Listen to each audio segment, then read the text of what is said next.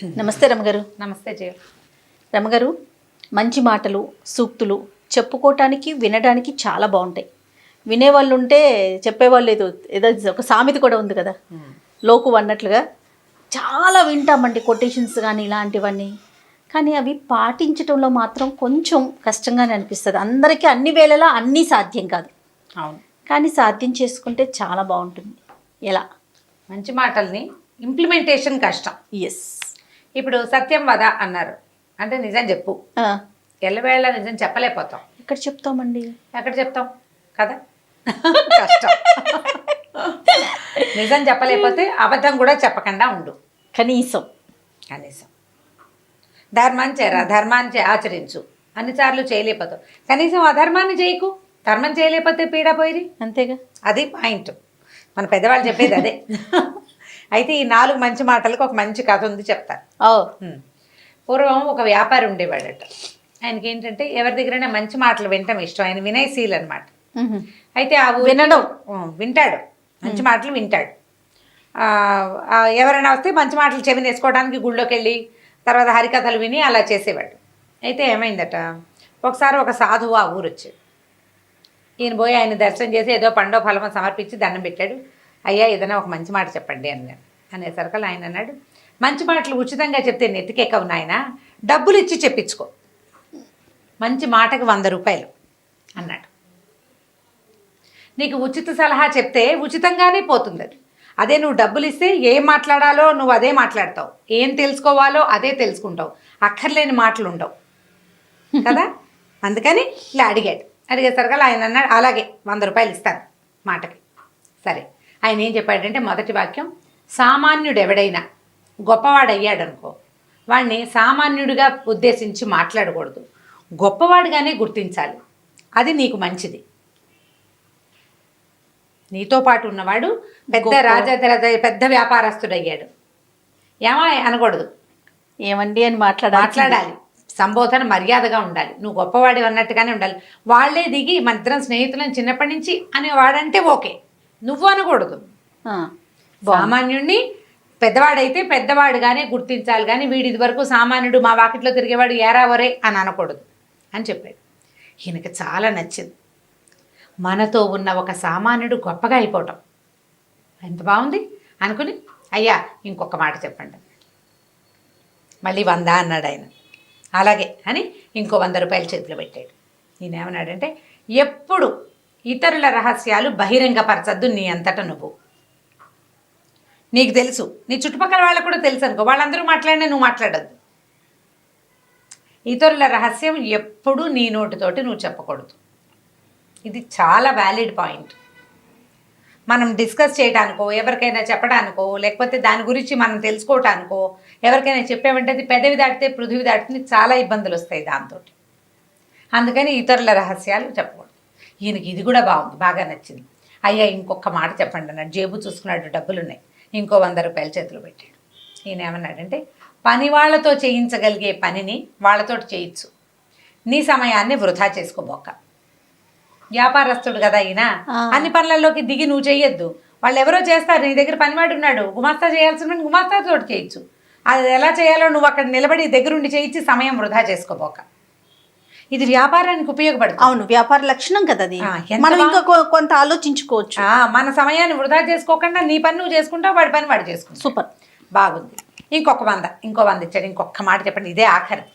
ఆయన దగ్గర 400 ఉండే, 400 ఇచ్చేసాడు. అప్పుడు ఈయన ఏమన్నాడంటే, నీ మనసుకి నొప్పి కలిగిన చోట ఉండద్దు. నీకు మనసుకి చాలా కష్టంతో వచ్చింది, ఇంకక్కడ ఉండద్దు, వెళ్ళిపో అని చెప్పాడు. 400 ఇచ్చి ఈ 4 మంచి వాక్యాలు తెలుసుకున్నాడు ఆయన. ఇది అందరికీ పాఠమేనండి, అందరికీ పాఠమే. ఇందులో నుంచి నేను కూడా పాఠం నేర్చుకున్నాను. చాలా అత్యద్భుతమైన పాఠం ఇది. సరే, బాగుంది. అయితే ఏమైంది, కొంతకాలం అయ్యాక ఈ వ్యాపారస్తుడికి బిజినెస్లో నష్టం వచ్చింది. అక్కడ అకాల వర్షాలు వచ్చి ఈయన తాలూకు ఓడలు మునిగిపోయినాయి, బళ్ళు విరిగిపోయినాయి, డబ్బంతా పోయింది. ఇదో కొద్దిగా ఉంది. నేను ఏమనుకున్నాడంటే, ఈ పువ్వులు అమ్మిన చోటే కట్టెలు అమ్మకూడదు, అంతేగా వేరే ఊరు వెళ్దాం అనుకున్నాడు. వేరే ఊరు వెళ్ళడానికి ఏమైంది, ఇంకా పెద్దగా భార్య సంతానం సంసారం ఏం లేదు. ఈయనకు ఒక గుమాస్తా ఉన్నాడు. ఆ గుమాస్తాని, నేను కూడా వస్తాను దొరగారు, మీరు ఎక్కడికి వెళ్తే నేను కూడా అక్కడికి వస్తానండి అన్నాడు. ఎలాగూ సహాయం కావాలి కదా, ఏవో 2 బళ్ళు కట్టుకున్నారు, ఉన్న సామాన్లు అందులో ఎక్కించుకుని పొరుగు రాష్ట్రానికి బయలుదేరారు. ఇంకో రాజ్యానికి, పొరుగు రాజ్యం, రాష్ట్రం కాదు, ఆ రోజుల్లో రాజ్యాలు ఉండేవి. రాజ్యానికి వెళ్తే సరే ఆ రాజ్యపు ఊరి మొగదల్లో ముందు రోజు రాత్రే విశ్రాంతి తీసుకున్నారు. అయితే ఈయనేమనంటే ఉన్న దగ్గర డబ్బులేవో అబ్బాయికి ఇచ్చి పొద్దున్నే అబ్బాయి ఊళ్ళోకి వెళ్ళి ఏదైనా తినడానికి దానికి ఆహార పదార్థాలు ఏర్పరచుకురా, పూటకోళ్ళ వసతి ఉందేమో చూసిరా, మనం వెళ్ళి ఉండడానికి వీలేదో ఉందో 4 కనుక్కురమ్మని కాస్త డబ్బులు చేతిలో పెట్టాడు. ఈ గుమాస్తా కుర్రాడు ఆ డబ్బులు పుచ్చుకుని ఊళ్ళోకి వెళ్ళాడు. దైవవశాత్తు ఆ ఊరు రాజుగారు ముందు రోజు కొద్ది రోజుల ముందు పోయారు. ఆయన దినకర్మలన్నీ అయిన తర్వాత ముహూర్తం పెట్టుకున్నారు. ఈ రోజు ఉదయం నగర ప్రవేశం మొట్టమొదట ఎవరు చేస్తారో వాడే మన రాజు అని నిర్ధారించుకుని ఉన్నారు వాళ్ళు. తెల్లవారంగానే నగర ప్రవేశం చేశాడు వ్యాపారస్తుడు గుమస్తా. ఆయన్ని కనపడంగానే ఓహో దొరికేశాడు మనకు రాజన్నారు కుర్రాడు. చిన్న వయసు వాడైతే 4 నేర్పించుకోవచ్చు, చూడ్డానికి బాగానే ఉన్నాడు, కొంచెం లెక్క డొక్క తెలిసిన వాడు, డొక్క శుద్ధి ఉంది వాడికి, 4 ముక్కలు వచ్చు. ఇక దండేశారు, దండం పెట్టారు, చేశారు, తీసుకెళ్ళిపోయారు. మధ్యాహ్నం అయింది, ఆకలికి నకనకలాడిపోతున్నాడు వ్యాపారస్తుడు. ఏవో మరవరాలు అటుకులు ఉంటే 2 నోటో వేసుకున్నాడు. ఈ అబ్బాయి రావటల్లా.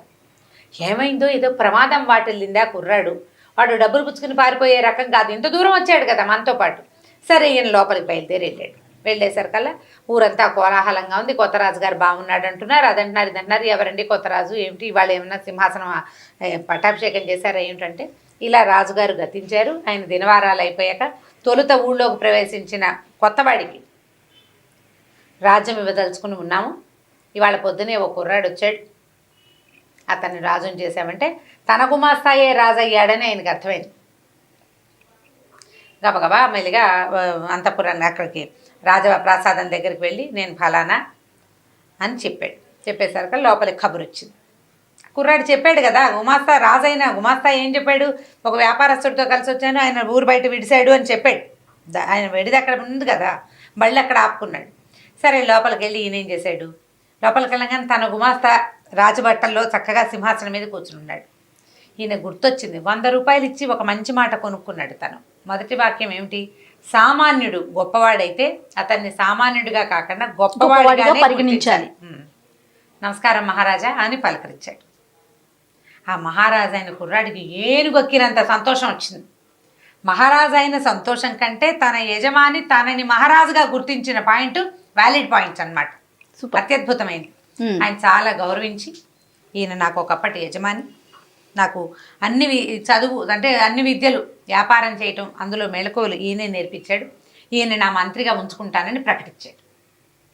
ఈయన అక్కడ మంత్రి అయిపోయాడు. ఈయన అక్కడ వ్యాపారం కోల్పోయి వచ్చాడు కదా, సరే ఓ ఇల్లు వాకిలి ఏవో అలాట్ చేశారు, మంత్రులకు ఇచ్చేవి కొత్త మంత్రి గారికి కూడా ఇచ్చారు. ఆయన బండి గిండి అన్నీ తెప్పించి ఇక్కడ పెట్టారు. సరే రాజుగారికి ఆయన భార్యని, ఆ ఊళ్ళో అక్కడ పెళ్ళయింది గుమాస్తాకి, ఈయన వెనకాల వచ్చాడు కదా, ఆవిడని తెప్పించారు. ఆవిడ తెప్పించేశారు. తెప్పించిన తర్వాత ఏమైంది, కొద్ది రోజులు గడిచాయి. ఒకరోజు ఈ రాజుగారు ఇప్పుడు ఈ గుమాస్తా కుర్రాడు భార్యని అక్కడ వదిలిపెట్టి ఇక్కడికి వచ్చాడు. ఈయనతోటి ఆ భార్యకి అక్కడ ఎవరితోటో ఫ్రెండ్షిప్లు ఉన్నాయి. ఆ అమ్మాయి ప్రవర్తన అంత మంచిది కాదు. ఇక్కడికి వచ్చాక ఇక్కడ కూడా కొద్దిగా స్నేహాలు చేసింది.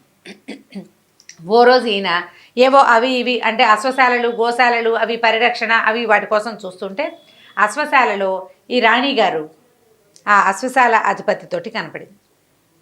దాంతో ఈయనకి ముందు టెన్షన్ వచ్చింది, తర్వాత భయం వేసింది.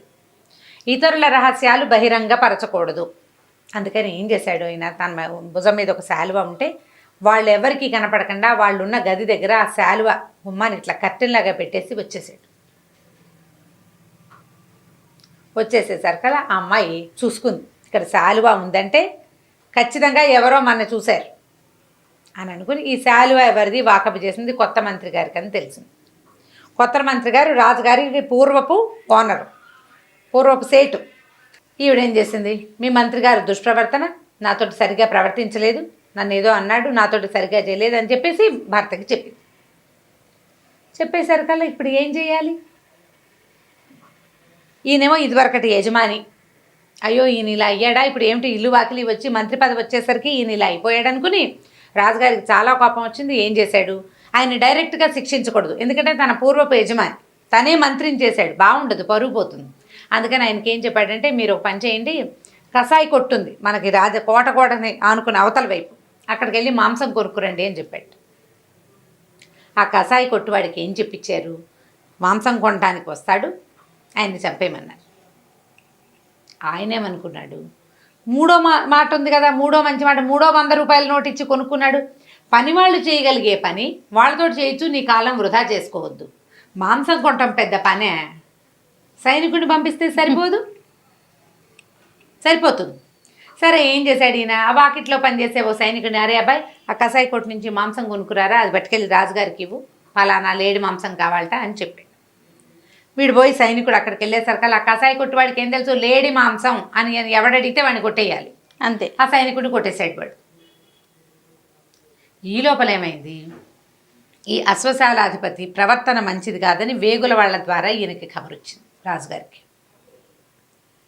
కబురు వచ్చేసరికి ఆయన దుష్ప్రవర్తన ఎవరితోటని వాకపు చేస్తే అది తన భార్యేనని తెలిసిపోయింది. అయ్యో, నేను ఇంత పొరపాటు చేశాను, మంత్రి గారిని చంపేశానే వృధాగా అని అనుకుని ఆయన చాలా దిగులు పడుతున్నాడు. ఏం చేయాలో తెలియలే. ఒకప్పటి నా యజమాని నన్ను ఎంతో గౌరవించాడు, నన్ను అక్కడ ప్రేమగా చూసుకున్నాడు, ఇక్కడ గౌరవించాడు. వీడు నా దగ్గర పనిచేసిన వాడుని ఒక్కనాడు కూడా అనలా. అంత మంచివాడిని నేను ఈ పని చేశానే అని చాలా దిగులు పడ్డాడు. దిగులు పడి ఏం చేశాడు, ఆయన ఆలోచిస్తుండగా మంత్రి గారు వచ్చాడు. చూసరికి అయ్యా మీరు బతికే ఉన్నారా అంటే ఎప్పుడు ఆయనకు అర్థమైందనమాట. అతను రాజుగారు ఏమడిగాడంటే, మీ శాలువ ఫలానా చోట ఎందుకుంది, మీరు అక్కడికి వెళ్ళారా అని అడిగితే అప్పుడు నేను ఏం చేయాలో తెలియక నేను అక్కడ ఒక చూడకూడని దృశ్యం చూశాను, ఎవరైనా చూస్తారని శాలువ అడ్డం పెట్టాను అని చెప్పాడు. చెప్పేసరికల్లా రాజుగారు తను కన్ఫెస్ చేసేసాడనమాట. ఇలా జరిగింది, నా భార్య నన్ను ప్రోత్సహించింది, ఆవిడ మోసం చేసింది, నన్ను మీకు ఎగనెస్ట్గా మీకు వ్యతిరేకంగా నన్ను ప్రోత్సహించింది, అందుకని నేను మిమ్మల్ని ఇంకేం శిక్ష విధిస్తే అవమానకరంగా ఉంటుందని కసాయివాడికి చెప్పాను, మిమ్మల్ని అక్కడికి పంపిద్దామనుకున్నాను. భగవంతుడు నా ఎందుండి నన్ను ఇంత పాపం చేయకుండా నన్ను తప్పించాడు, నన్ను క్షమించండి అని కాళ్ళు పట్టుకున్నాడు.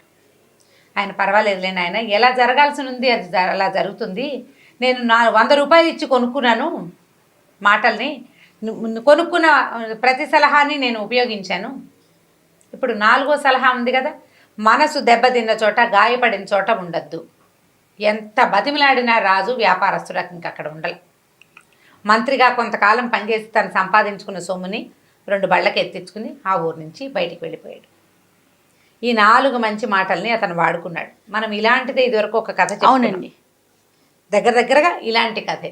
ఎప్పుడైనా ఏదైనా కొన్ని మంచి వాక్యాలు, మంచి మాటలు ఉచితార్థం లభించాయి అనుకో, ఉచితంగా ఉన్న మాటల్ని మనం లెక్కే చేయం,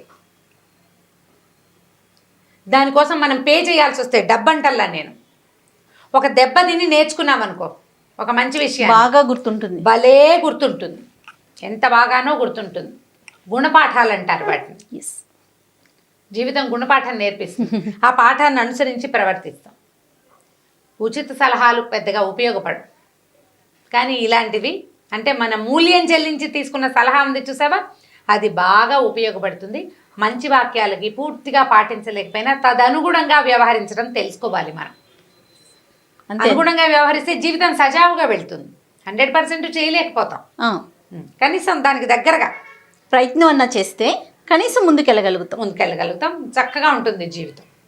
చాలా బాగుంది రమ్మగారు, అద్భుతంగా ఉంది. మంచి కథ కదా, మంచి కథ. నమస్తే. నమస్తే. ఈ వీడియో కనుక మీకు నచ్చినట్లయితే లైక్ చేయండి, షేర్ చేయండి. మరిన్ని ఇంట్రెస్టింగ్ వీడియోస్ కోసం మా ఛానల్ని సబ్స్క్రైబ్ చేసుకోండి.